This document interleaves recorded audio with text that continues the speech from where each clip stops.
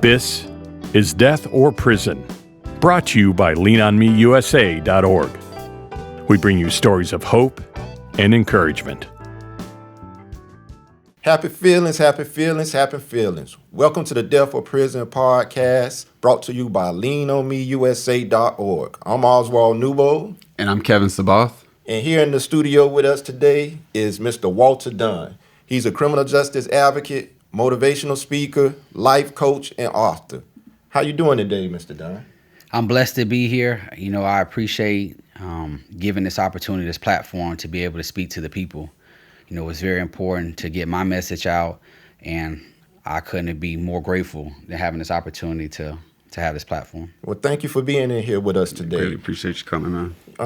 From what I learned, you're in the Tampa, Florida area doing great things. Yeah, Tampa is a place where it is a growing city. If you look on our housing market, it's one of the growing cities in the state of Florida where we're having rental properties and everything going up. So we have an influx of people that are moving into Tampa. So there's a lot of people in Tampa from what I do as a criminal justice advocate that I try to reach out, help, and make sure that our city reduces recidivism, lowers the crime rate, working with city officials to try to improve our community. Okay, perfect. So you a man that wear many hats. How did you get involved into prison reform or being a criminal justice advocate? Once I got my case overturned, it was a no-brainer. You know, you could see the people in prison and you could see the children. And as I was coming down the stretch of, you know, ending my prison sentence and walking free, you know, there was just an abundance of children that were being mass incarcerated to our prison system. You know, I've said it at my book release party, Florida leads the nation in sending juveniles to prison.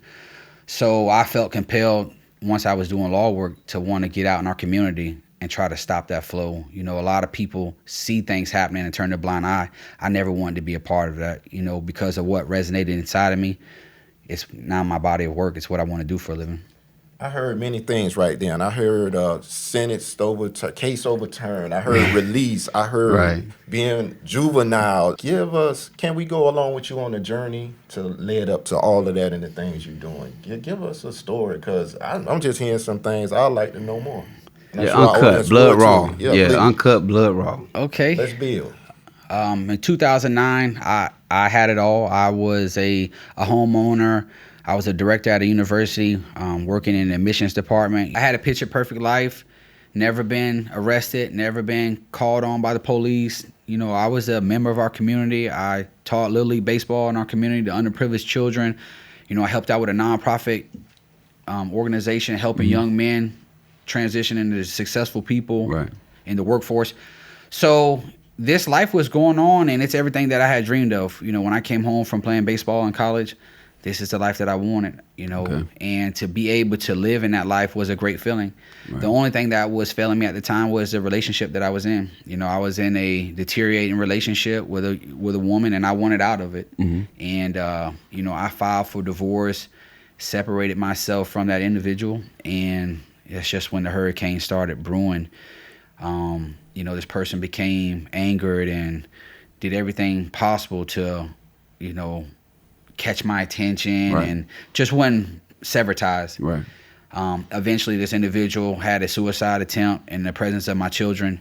And from there, it was like an awakening moment, because, you know, my children were at stake. You know, this individual tried to commit suicide in the presence of my children, which led to a judge in Hillsborough County giving me full custody of my children, and she severed everything. And then once I had full custody of my children, you know, this individual just turned powerful, you know, showed up at my job, you know, doing all types of things.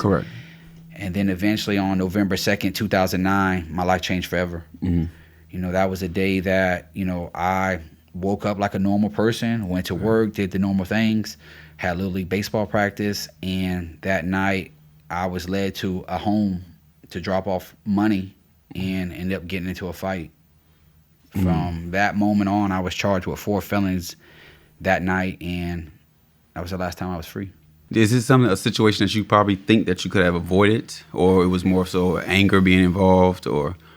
Definitely was not, you know, anger on my part. You know, a lot of times I was misconstrued when I went through trial and everything, Right. that, oh, you was jealous or you was angered, but that was never was the not case. the That was the case. narrative that the Right. people painted. Of course, But always. here it is that, you know, I got into a fist fight that night and I was charged with crimes or felonies later Right. on that evening that I had no idea what they were. Wow. Because at the time I didn't know what a felony was, nor did what they were saying and what I was being told I didn't match up.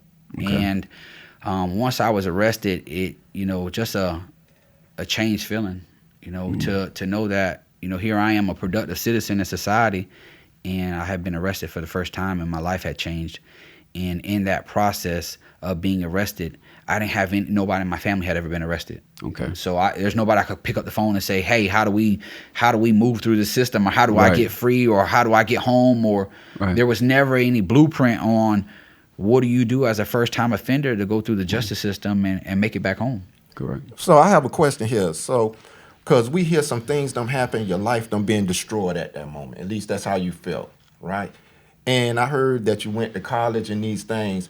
Give us the life of that person that was able to make it to college, to make it to having this successful life. Because I think the audience would like to know, yes, some things happen, but there was a lot of life before that. Let us hear about that life before that led to that person that's capable to go to college, they're able to help in the community, and then something go wrong. Let us hear that part. Okay.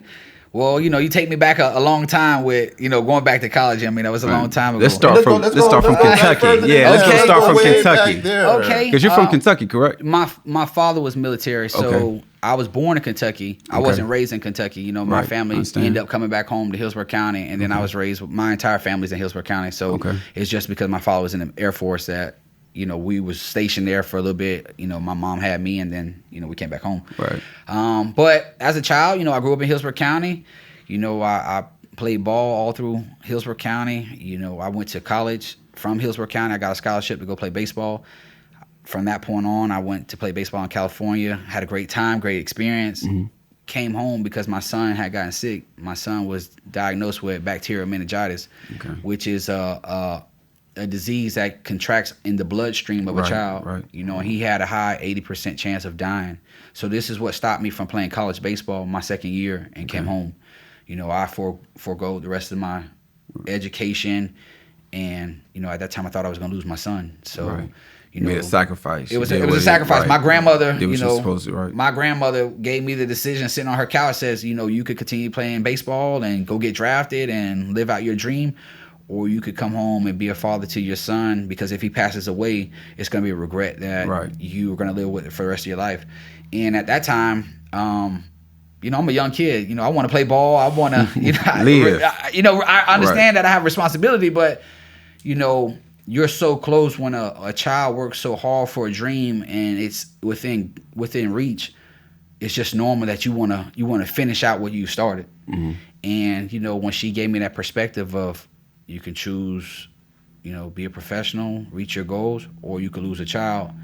It was hard. I ended up going back to California. She told me that on her couch. Like 2 days later, I caught a flight. I went back to California, and I was like, man, I got to finish this dream. Because in my mind, I'm thinking, if I become a professional ball player, you can take care. I can take care of everybody. I can take care of grandma. I can take care of my Right. son. I can get him to bounce back. And, you know, that was my focal point. And when I got back to school in California, I remember sitting in my apartment and just said, I don't want him to die on me. Mm-hmm. You know, I can be a professional ball player, but what is it making it if he can't watch me operate in that? Right. So I came home. I gave up baseball. Told my coach I had to forego the rest of my scholarship. My son is dying. I came home to be a father.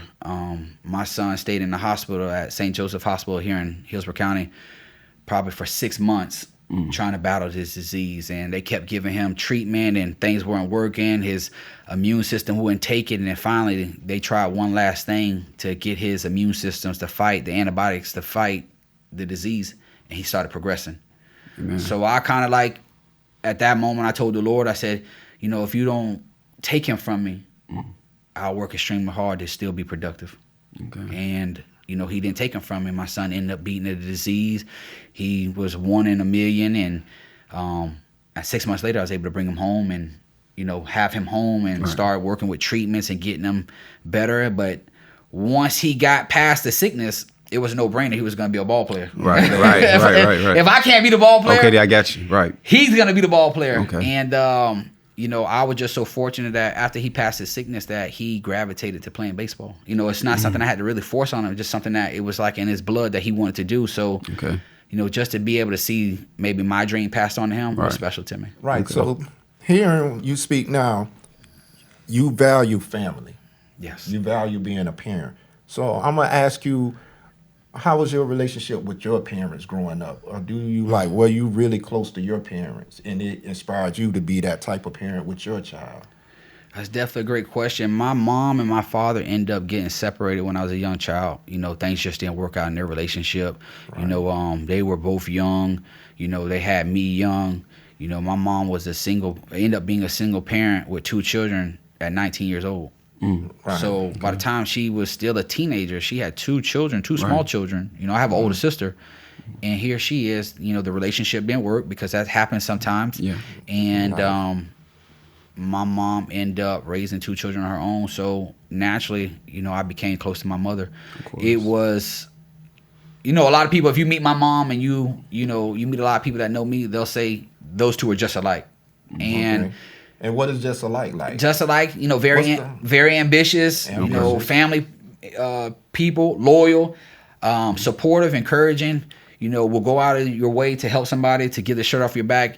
That's the type of individual my mom was. And when I was being raised by her, I got a chance to see, the sacrifices that she got a chance to make behind the scenes. It was nice to show up to dinners or show up to places, but people never knew what it took for us to get there. And I'm not going to say I was poor. I don't want the narrative to say that I was, from, I was raised in the hood or, I grew up with a certain lifestyle. No, my mom worked extremely hard and often had 2 jobs just to make sure that we had a 2-parent home type of living. Right. Okay. Understandable. Did y'all have some type of belief system within your house? Definitely. My mom's parents, churchgoers. They went to Methodist church here in Hillsborough County every Sunday, faithful. So, a lot of times when my mom was working, we would go with grandma to church and get the word and get some understanding, get some religion, get some Bible in our life, some scriptures. And that was a solid foundation growing up as children because, my grandma is the ones, taught us the significance of praying and being involved and know that you can't do everything on your own. But I can say this now that when I was a child, I didn't understand none of that. Of course. I was a child and, you're a normal child. You're going to church. Formality. You don't understand the concept of what grandma's trying to teach you or what mama's trying to teach you. But as I became a man and got older and some of the things that I went through, I understood now that I could finally water this seed because I understood why it was planted in my life. Of course. And I got to say to you, congratulations for growing up in Hillsborough County and making it. Because I lived there. So I'm from Palm Beach, but I lived in Tampa around my 10th grade year. Okay. And I was doing all of the wrong things in Tampa. So for you to be doing the right thing is really honorable. And when I say I was out there in the crack cocaine era and I had it on me every day, selling it. So for your mother to be young and to give you guidance and you stay strong and focused, I commend that because I was in the same place doing the wrong thing. Right. And now it brings me to this young man that grew up, single mother, hardworking, probably giving you more than she definitely giving her children more than she giving herself at that time. All of these sacrifices. You got college, you got baseball, you got so much going on, but you just spoke about your life changing. Bring us to that day when life changed. I said this, and it could be quoted on me for saying this, that prior to me being arrested, I used to look down on people who used to get arrested. I used to look down on them and say, what's wrong with their life? Why they keep going in and out of jail? What is it that they're failing at that keeps putting them incarcerated? I used to look down on people with pity. With pity. I was living this prominent life where, I was working at a university. I was making great money. I was a homeowner. I had the family structure. I was doing everything to be productive. And then, I don't even say I have friends that were going in jail because I didn't associate with that type of crowd. But, I might hear of somebody that I know of somebody that went to jail, and I'd be like, well, he's on drugs, or that's his lifestyle, or I wasn't oblivious to people going to jail. I just didn't understand why they would go to jail. So at that time, it's like you thought a person really had to be doing something wrong to get arrested. Extremely wrong. Yeah. Extreme. I thought if you went to jail, You had deserve to it. be a criminal. you was a making all of criminal. this- Right. You was a criminal. You You was a wrong. criminal. Somehow Right. they got you. So Right. that narrative changed. You saw that life could go another way, and you learned about the justice system isn't always just. All right, but things happen in life. There's always life is about choices. And Kevin asked earlier, said, "Do you think you could have done anything different on that day?" Maybe it wasn't that day, but maybe it could have been some days before that was leading up to that you could have changed Just your severed, mindset to keep right. you out of that situation of that day. Was that possible? I would say no. I struggle with not helping people. You know, when I see people in need, no matter how bad it is, you know, I still think that help is always a foundation. Right. Because you never know what that person is going through. You know, when my ex at the time committed suicide, she had the ability to be Baker acted, court-ordered, inpatient Baker Act, and I asked the judge not to do it so that way the children, she would not tear the relationship with the children.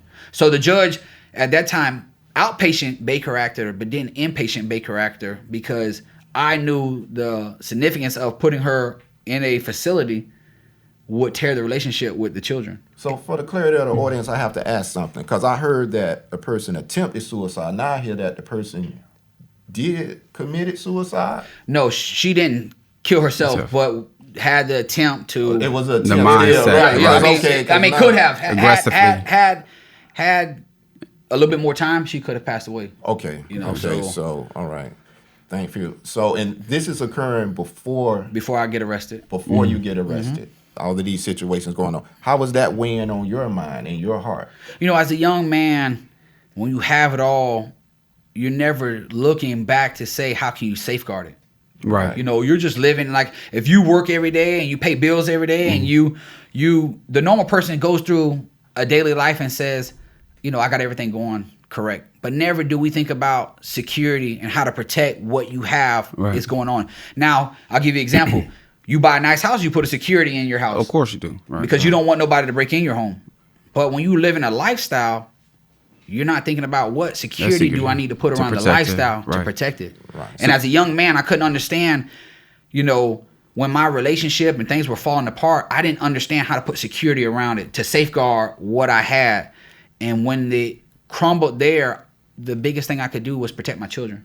Right. The biggest thing I could do was step up to the plate and told Emily Peacock, which was the judge at the time in Hillsborough County, that I will step up to the plate, raise my children as a single father, and I will do the same thing my mother did. Right. Give me the best living, give them the best living possible, because I've seen the way. Okay. And that's exactly what I did. So do you regret the intervention in regards to speaking up for her not to be Baker Act? No, I'll never regret that. You know, life is precious. You know, you never understand what people go through mentally, but like I said, you know, you always want to help people. Of course. You know, and for the sake of me sharing children with this individual, you know, it's not about me, it's not about her, it's about the children, because I had enough fortitude to separate my emotions to do what's right for the children. Correct. You know, I wasn't going to punish the children because their mother was having mental health issues. Right. You know, that wasn't fair. And I understood that then, and I still understand and respect it now, that, you know, people go through things in life that you can't understand it. Right. nor can explain. Right. But it's your actions that define who you are as your character. Okay. So not pulling the move of putting her in an inpatient treatment was all about my children. Okay. Doing what's right for them and not what's right for me. Let's bring it up to this moment then. You say a fight happened. You say a fight happened. You didn't even realize that morning when you woke up something like that was going on. Bring us up to this moment. A fight happened. The police involved. Your life in a stink right then. That night, you know, I was told to meet her at a parent of my baseball team's home. Okay. And, you know, she needs some money. I was in the area. She asked to speak to the children. I had no problem with that. I felt like I could drop money off, let her see the children. It would be just a 2-for-1. It was like 5 minutes away from my home. Right. So, you know, doing something right. And then at this time, we're completely separated, you know. And I felt like doing something right for the children. It had been days for them seeing her. She'd been court ordered to stay away from them. So, bending that court order to do what's right for my children, I did it that night. And when I went to take her money that night, I ended up getting in a fight with a guy that I later found out was her boyfriend. And when I got into a fist fight with him at that residence, which I later found out it was his residence, it wasn't the baseball mound. I ended up leaving, and this individual said, after we were fist fighting in the house, he said he was gonna get a gun, he was gonna kill me, and my children were in the car, so I ran to my truck and I got in the car and to leave. When I was running to the truck, she left the house as well and got into the truck with me, and we went to my house that night, and I was just extremely frustrated.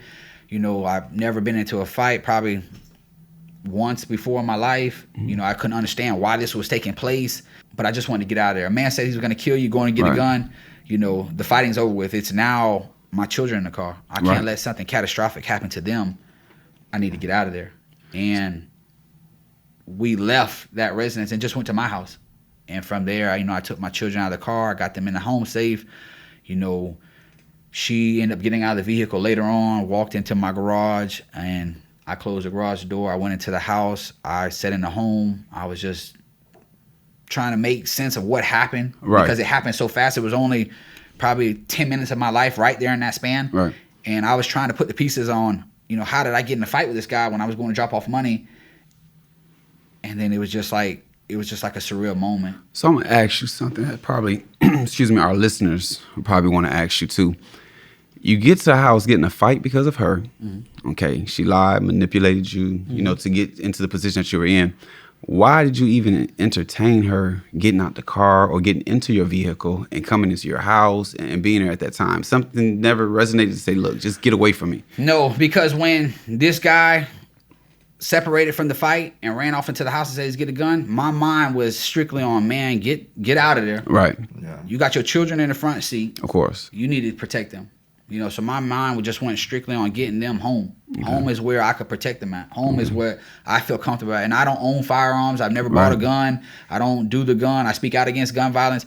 But, getting them home is where I felt secure. And when I was leaving at night, I didn't think twice on why she jumped in my vehicle. I just thought, my job is to get everybody to safety. Fight or flight. Fight or flight. Fight or flight moment. When I went to the home that evening, I got out, I got my children out, I took them both upstairs to my home, and when I came back down, she walked into the garage. I closed the garage button, and that was it. I went into the house, I closed the doors to the house, and left her in the garage. After the fight, you're home now. How long in between you getting home and the law get involved? 4 minutes. 4 minutes. 4 minutes. So they ain't never responded that fast. I mean, that's kind of fast. It eventually came out that he called 911, said I was armed, I was a black man with a gun, I had broken into his home. So that was what was reported on the 911 tape. And 4 minutes later, I had probably how did he come to your house though? The individual, the man, his mother stays 3 houses down from me, and I know this guy. I've interacted with him. I coach baseball with him. He's ate in my house with his wife and children. I know this guy very well, and having that fight take place was, like I said, was a surreal moment. Like, why am I even doing something with you? But 4 minutes later, after I got home, I probably had 17 law enforcement, helicopter in the sky. I had all these things in my front yard, and you confused, don't know why. I was ordered to get down. Okay. Right. To get down, put your hands down, get on the ground. And what was she doing at this time? Was she still there, or? She definitely was there. So when I went in the house with the children and closed the doors and separated myself, she was in the garage, and she ended up pouring gasoline on herself, screaming that she just wanted to die. I no longer wanted her. She's not going to have the lifestyle that she wants anymore. And when the police came, I thought it was him. I heard the noise outside, and as a protector, I'm thinking, here this man is with the gun. He's coming back to my house. I'd rather him shoot me than shoot my children or do something crazy, or I don't know. I'd rather go out and face him. Right. That's just how I'm built. I'd rather go deal with him than let him hurt my children. And when I went outside that day, opened the garage. I came through the garage, and I opened the garage because I heard the noise outside. It was all the police officers in my front yard, guns drawn. And at that time, she ran out the garage and said, he's trying to kill me. And that's what really heightened everything with me going to jail. She did. She ran out. I was arrested. I was taken to the hospital that evening. I was, checked head to toe for injuries, for blood. I was bleeding at the time from fighting with the guy. Right. Here I am, arrested for the first time. Don't know why I'm in the back of a police car. Don't know where I'm going. And just the feeling of being placed in handcuffs. I think everybody who's watching this, you know exactly what it feels like for somebody to put handcuffs on you, because you're thinking about your freedom. You're thinking about, how did I get here? Where am I going from here? Right. Where am I going from here? I'm in the back of a car. I'm going somewhere, and I have no control. And everybody who is incarcerated and everybody who's been incarcerated, they know when you've been arrested and you don't have control of your life. Right. There's like you're in a pit. There's a uncertainty feeling that's following you that you're trying to figure out in your mind. Where do I go? How do I get out of this? I end up after the hospital going down to the interrogation on Falkenberg, which is in Hillsborough County. Okay. And for maybe 3 hours, I was interrogated on what happened. And I now, even when I'm in the trial, I end up watching the tape. I tell the police officer, I went over there, dropped off money, got into a fist fight and left. I mean, it's just clear cut. I mean, they asked me this for like 2 hours around and around and around. And, everything else that they asked me or accused me of doing, I said, hey, man, I didn't do that. I'll admit fighting the guy. I don't know how much trouble I can get for fighting the guy, but this is what I did. I mean, and we hear the story. So legally, what are you facing then? After the interrogation, what were you facing? Now, what would you facing with the law? So at that time, when I was arrested that night, and here's another thing too, I want to make sure that you know this, that when I was arrested, immediately the next day I became high profile. And for anybody that's sitting in prison, or for everybody who's paying attention, when you go high profile, that means that you get treated differently immediately, right off the bat. Your story is 5 o'clock news. You're on the paper. I was on the ABC, CBS, TNT, Telemundo. ET. I was on the paper. I was online. I was on radio. I was like high profile immediately. Right. I became high profile. Like literally, I remember sitting in the cell and looking up at the TV, and here I am on TV at the 5 o'clock, and you trying to figure out who they talking about. I immediately got pulled out of regular custody and put in solitary confinement. Right. And they end up saying it was due to my safety because other inmates could mess with you. But the first day I was arrested, I made news, and then I get put in solitary confinement. So you got to think of a man at 26 years old, had never been in trouble. Now you're putting me in a small cage, right, with no windows, nobody to talk to, no answers. And I'm being told you're in trouble. Right. At that time, the police charged me with four crimes. They charged me with burglary with a battery, which is almost similar to a home invasion. Yes, because they were trying to figure out where the gun was. Right. So I was charged with that. And then I was charged with aggravated assault with a deadly weapon. I was charged with felony battery, and then I was charged with kidnapping. It was just very difficult. It was difficult on my family because here we are. We are a family that never been in trouble. Nobody has ever been in jail in our family. So, even relying on my mom to say, hey, what's this? She wouldn't know. Hold that thought right there. Because we're getting ready to run out of time. This is the Death of Prison podcast. But around here, we say, choose life.